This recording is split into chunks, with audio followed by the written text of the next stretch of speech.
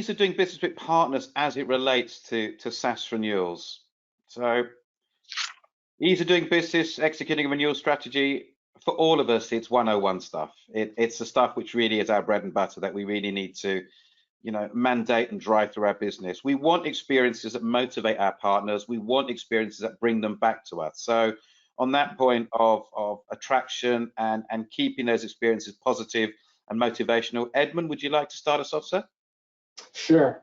Yeah, so one of the things that we're doing here at Extreme, and I mentioned it earlier, and it's something we rolled out this year, is like many companies, we struggled with the low dollar, high volume renewals. It takes up probably 80% of the volume and probably only 10% of the revenue, right? So we wanted to simplify that. So we actually created portals there. And what we do is we actually push this out to our distributors and partners at around 90 days, and they have the ability to see everything. And what we found out prior to this is in reaching out to customers, many of them in this lower end dollar value never even received a quote from the partner or a distie. And when we reached out to them, they actually and pinged our partner and had a quote sent to them. They actually paid for the service. And so now that we have this portal, 90 days out, they get it. Within 90 to 60 days, the distributor can claim that and work with the partner, do whatever markup and margins they have. And then between 60 days and 0 days, the partner can claim it, and they can work with their distie and get that quote out. And if they don't touch it at all, it goes to our end customers, and the end customer can pay list price and pay with a credit card, or they can choose to go back to the partner. So what it allows this to happen is full visibility, and there's no more I never received my quote, and we can follow up, we can track it, we can track metrics on it, who claims it, who's active, and partners are seeing this remove a lot of the painstaking of visibility, and it just makes it a lot easier. So what we're seeing is, we went through a stage of going from hardware to software, on-prem to the cloud, and we're still trying to move more people to the cloud, subscription pricing, and now it's going from complexity to simplicity. We need to make it easier for our partners. We can't make it harder in this world. And we need to move to a digital customer experience. And that's what we're trying to do, is move more and more, just like you mentioned, Brenda, the channel mechanics platform too, moving it to a digital customer experience where it's easier for our partners to transact this business. Thank you, Edmund. Stuart, what would you like to add, sir? Yeah, very pertinent question for me, actually, because this is something that's a big focus of mine right at the moment. So I've been looking at this, if you like, almost flipping the question and saying what tends to make the experience not what a partner would want. And I think most of it usually relates to the human factor when it's done in a remote situation. And what I mean by that, and I think Edmund kind of talked about the experience about, asking for a quote, where's my quote, because they didn't get it. And 90% of the time, this human factor that tends to be a frustration is related to emails. So traditionally, we used to send all quotes used to go out by email to the partners. Have you gone to the right person within the partner, etc. And obviously, you can get the communication backward and forth can be poorly written and or misunderstood, just like any electronic messaging. So to improve the situation, we're looking at two key factors. The first is to provide as much self-help as possible to the partners. And again, this is very much what Edmund was talking about. As you guys will know, we're actually very new to channel mechanics, so we're just right on the implementation at the moment. And that's part of us providing that portal. Again, we have the opportunities tend to be created 12 months out, although the quotes won't be at the time.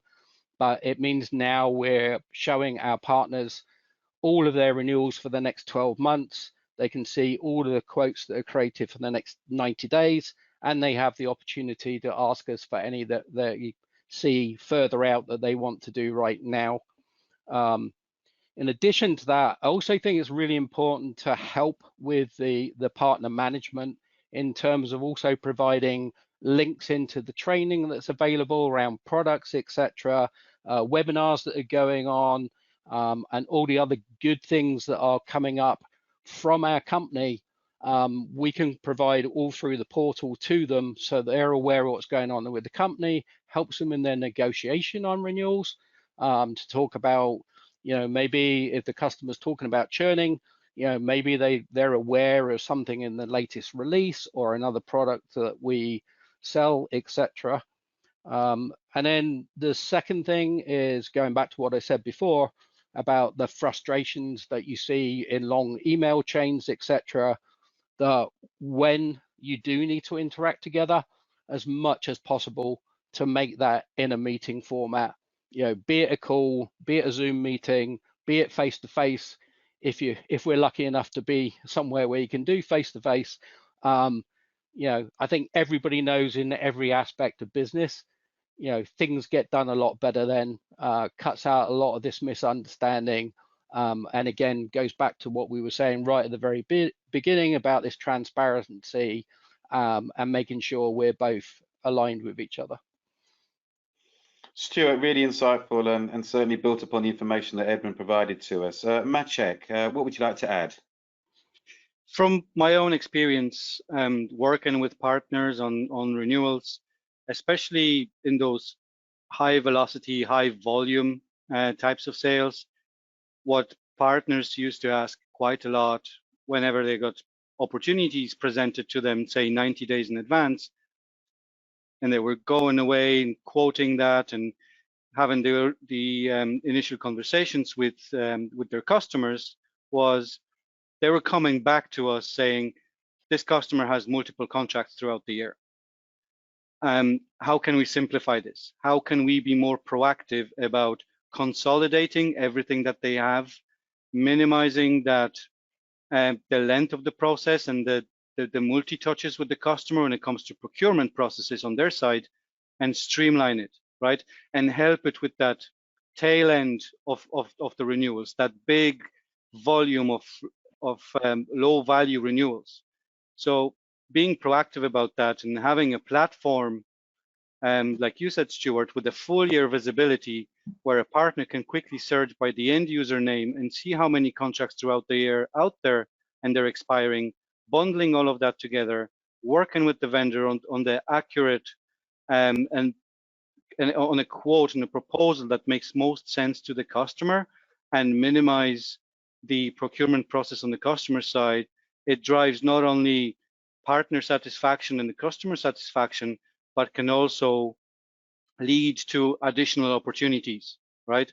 So it is of utmost importance to have that visibility as early as possible and be able to put one and one together.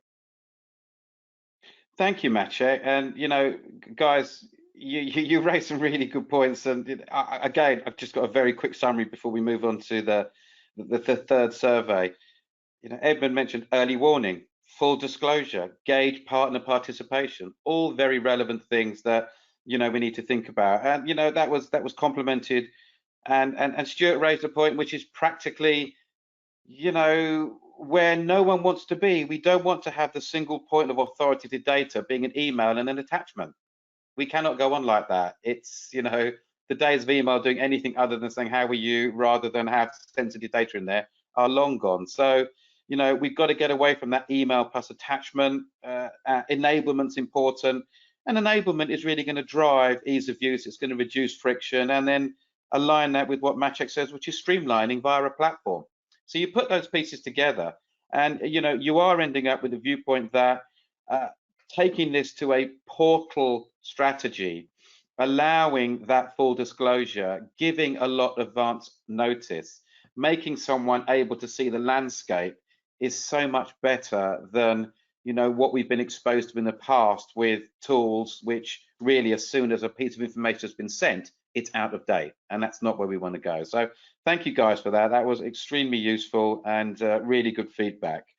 Brenda, would you like to run your third feedback poll of the session, please?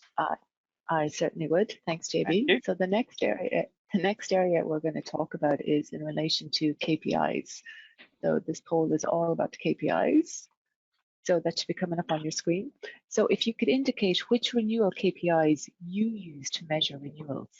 So would it be the renewal rate, as in a percentage based on the dollar value, the close rate, as in the number of opportunities closed against total opportunities, on-time renewal, that is opportunities renewed on or before the expiry date, or growth in your annual renewal revenue, and if it's none of the above.